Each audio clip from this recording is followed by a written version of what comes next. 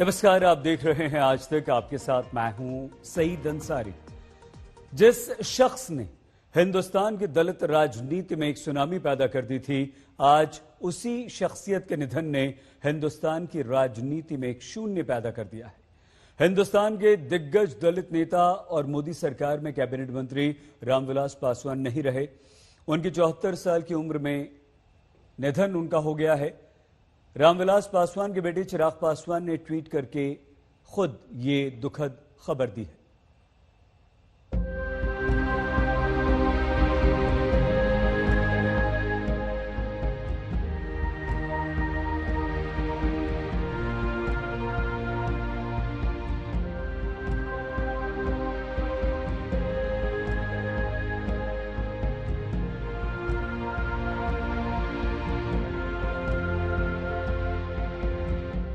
जिस वक्त बिहार में चुनाव हो रहा है, उस वक्त बिहार की राजनीति का एक बड़ा सितारा गुम हो गया।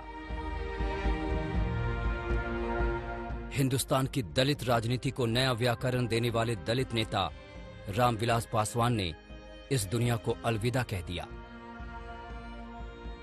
केंद्रीय मंत्री रामविलास पासवान की 74 साल की उम्र में देहांत हो गया। ये बहुत ही दुखद घटना है, दिल को गहरी चोट पहुंचाती है।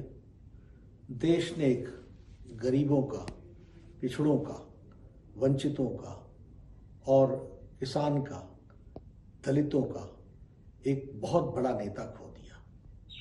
हम सब जानते हैं कि रामविलास जी गरीबों के लिए लड़ते रहे, जो वंचित थे उनके लिए लड़ते रहे, जो पीड़ित थे उनके लिए लड़ते रहे और साथ ही साथ अपने स्वभाव के कारण सबको साथ लेकर के चलने की भी उनमें अद्भुत कला थी। पासवान जी का निधन एक बेहद ही दुखद समाचार है।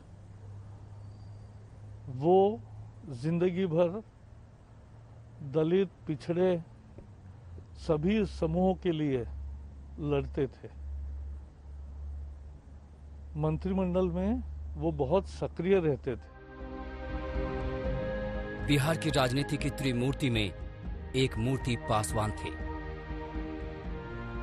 पिछले 30 साल से बिहार की राजनीति जिन 3 चेहरों की धुरी पर नाचती रही, उनमें से एक चेहरा रामविलास पासवान थे। लालू और नीतीश के साथ बिहार में समाजवाद की युवा तिकड़ी का एक इक्का आज बिखर गया। पासवान चले गए हमेशा हमेशा के लिए।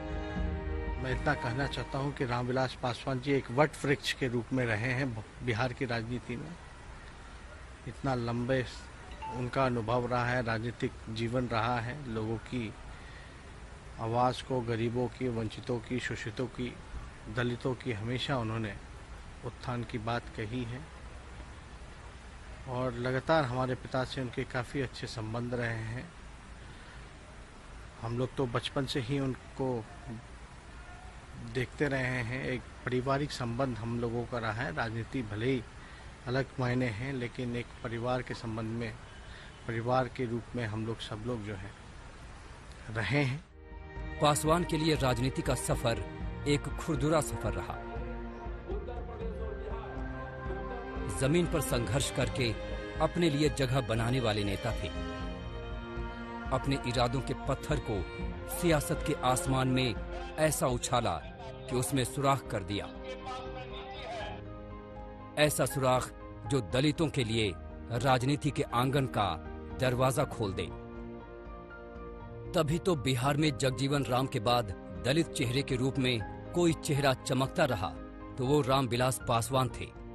उस चेहरे ने आज जिंदगी की चादर पूरी तरह तान ली। रह गई है तो मौत की उदासी। पासवान के न रहने की टीस जो उनके चाहने वालों के दिलो दिमाग में अरसे तक बैठी रहेगी। जिस वक्त देश में कांग्रेस की हुकूमत का सूरज नहीं डूबता था, उस वक्त कांग्रेस के खिलाफ बिहार में कर्पूरी ठाकुर, जगदेव प्रसाद और बीपी मंडल जैसे नेताओं के साथ समाजवाद की अलख जगाने निकले थे रामविलास। 51 साल पहले मात्र 23 साल की उम्र में विधायक बने थे। उसके बाद उन्होंने पलट कर नहीं देखा। मंजिलें उनके कदमों के पीछे पीछे भागती रहीं।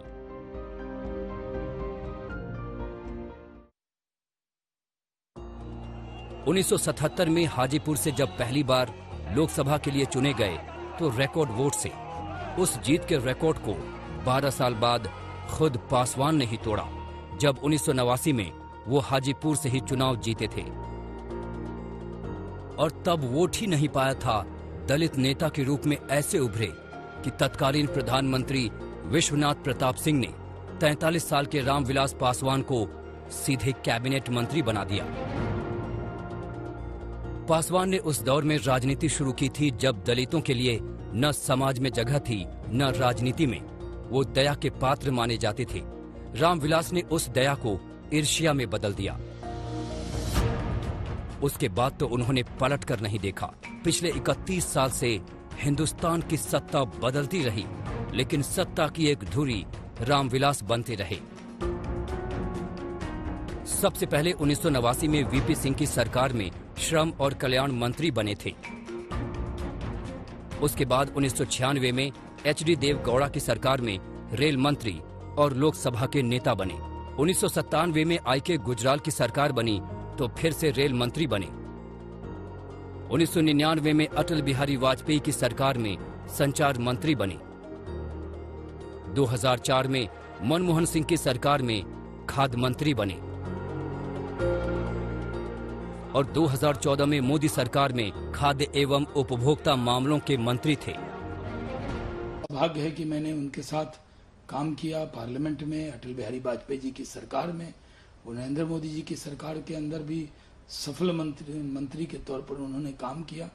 वो जो कोरोना काल में भी गरीबों को जो अनाज सब जगह मिला, उसमें उनका मंत्रालय और उनका एक बहुत अहम रोल था। जो उनकी काबिलियत का लोहा हर प्रधानमंत्री ने माना। उनकी शख्सियत को सलामी हर हिंदुस्तानी ने दी। संयोग देखिए कि जिस लोकनायक जयप्रकाश नारायण को रामविलास पासवान अपना आदर्श मानते थे, उनकी ही 41वीं पुण्यतिथि पर पासवान ने भी इस दुनिया को अलविदा कह दिया। पुलिस की नौकरी छोड़कर 60 के दशक में राजनीति कैरियर शुरू करने वाले रामविलास पासवान अपने दौर के नेताओं में सबसे पुरानी पीढ़ी के नेता थे। इतने लंबे राजनीतिक कैरियर होने की वजह से उनको अनुभव का भी काफी लाभ था और यही वजह है कि वो देश में हो रहे राजनीतिक बदलाव को भली भांति देख पाते थे। कैमरामैन दीपक कुमार के साथ सुजीत कुमार झा, पटना, आज तक। रामविलास पासवान के अचानक निधन की खबर से हर कोई स्तब्ध है। सरकार ने अपना एक वरिष्ठ मंत्री खो दिया तो विपक्ष ने अपना एक दोस्त। ये क्षति अपूर्णीय है और प्रधानमंत्री नरेंद्र मोदी ने कहा है कि ये मेरी निजी हानि है। बिहार के राजनीतिक नेताओं को ऐसा लग रहा है मानो उनका अभिभावक हमेशा के लिए उनसे बहुत दूर चला गया। मैं पासवान सत्यनिष्ठा से प्रतिज्ञा करता हूँ। 74 साल की उम्र में लोक जनशक्ति पार्टी के संस्थापक और केंद्रीय मंत्री रामविलास पासवान ने इस दुनिया को अलविदा कह दिया। एक ऐसा कद्दावर नेता जिसने देश के 6 प्रधानमंत्रियों के कार्यकाल में केंद्रीय मंत्री की जिम्मेदारी निभाई। सियासत में हर कोई किसी न किसी पार्टी से जुड़ा होता है, लेकिन रामविलास पासवान का व्यक्तित्व इसकी सीमाओं के बंधन को नहीं मानता था। सरकार के साथ साथ विपक्ष में भी उनके मित्रों की कमी नहीं थी। दिल्ली के एक निजी अस्पताल में पिछले कई दिनों से उनका इलाज चल रहा था। पिछले कुछ दिनों से वो आईसीयू में भर्ती थे, लेकिन सांसों के डोर की ताकत अब जिंदगी को आगे तक नहीं थाम पाई। रामविलास पासवान के निधन से सियासी जगत में शोक की लहर दौड़ गई है। खुद प्रधानमंत्री मोदी रामविलास पासवान के निधन से स्तब्ध हैं। ट्विटर पर उन्होंने लिखा, मेरा दुख शब्दों से परे है। देश में आई इस कमी को भरना नामुमकिन है। मैंने अपना एक मित्र खो दिया है और ये मेरी एक निजी क्षति है। प्रधानमंत्री ने मंत्रिमंडल में अपना एक सहयोगी खो दिया है। सिर्फ पीएम ही नहीं बल्कि हर कोई रामविलास पासवान के निधन को स्वीकार नहीं कर पा रहा। माननीय रामविलास पासवान जी देश की एक मूर्धन्य नेतृत्व की हिस्सा थे। ये विश्वास लायक खबर नहीं है। रामविलास जी हम लोगों के बीच में नहीं रहे।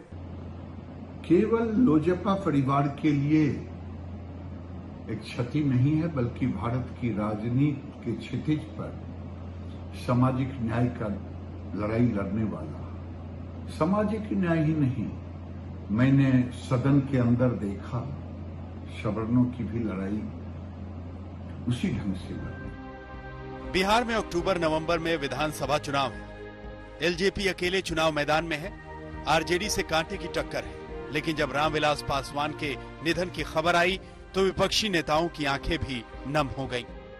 देखिए, हम लोग के घरेलू संबंध था, आना जाना भी रहता था, हर चीज में दुख में समाचार लेना पूछना, और भगवान से ही प्रार्थना करती हूँ, भगवान को, ईश्वर उनको जगह दे और परिवार जन को शक्ति दे। आदरणीय पासवान जी देश के बहुत बड़े नेता थे, दलित पिछड़ों वंचितों के बहुत बड़े हितैषी थे। उनके चले जाने से न सिर्फ बिहार बल्कि पूरे देश की बहुत बड़ी क्षति हुई है।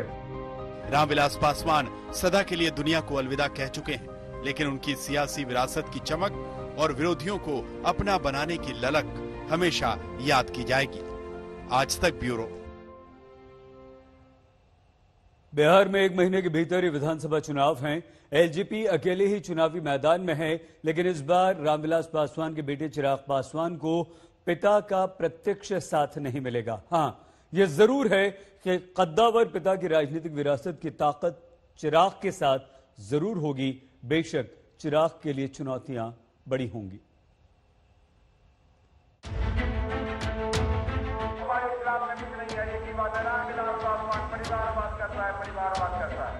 बिहार में 1 महीने के भीतर ही विधानसभा का चुनाव है, लेकिन अब की बार बिहार चुनाव के प्रचार में बिहार की राजनीति का सबसे पुराना और कद्दावर नेता नहीं दिखाई देगा।